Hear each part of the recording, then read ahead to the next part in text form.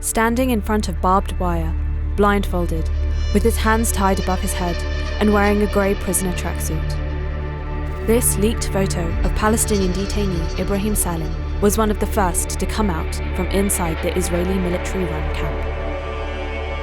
فهي كانت صورة بتذكرها إن أنا هذه العقوبة تاعتي 6 ساعات. الدبر بتضلك واقف على رجل واحدة.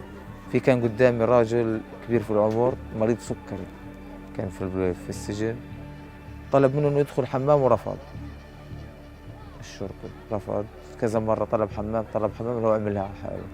هي سبب العقوبة، إن أنا زعقت ليش ما يروحش على الحمام، أنت ليش ما خليتوش يروح على الحمام. Salim was released from Israel's Sde Teiman detention camp in August 2024 after nearly 8 months. The notorious camp has been under the spotlight since May 2024, but he isn't the only one who has suffered inside the facility.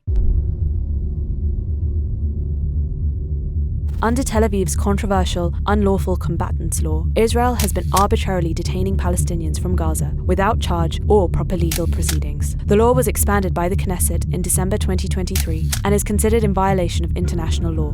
As per the law, once they are arrested, detainees are effectively incommunicado and disappear for up to 45 days. And Israel blocks all international investigations. There's a black hole. The International Committee for the Red Cross, the ICRC, is banned by the Israeli authorities from conducting its mandated regular prison visits to monitor the detention conditions, to monitor whether there's respect of human rights and the guidelines under international law. While no independent investigation has been allowed, countless testimonies and reports, including those from the United Nations and Israeli human rights NGO B'Tselem, reveal that Israel is running prisons similar to the US's notorious Guantanamo Bay and Abu Ghraib, where prisoners are routinely subjected to severe torture, rape, sexual abuse, and even execution. Most Palestinians detained in Israeli prisons have lost 25 to 55 kilograms of body weight.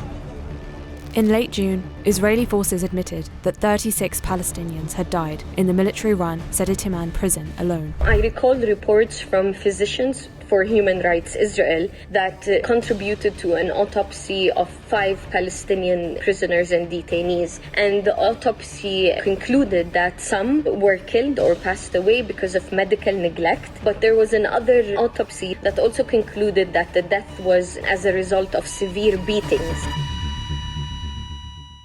Although the Israeli government announced that the deaths and custody conditions were under investigation, there have been no convictions yet, leaving Palestinians under the perpetual risk of more suffering. Instead, the Israeli government says it will gradually close the facility. However, rights groups argue that the motivation behind this move is to avoid further investigation. Although the number of arbitrary detentions of Palestinians has exponentially increased since October 7th, their plight in Israeli custody did not begin on that date.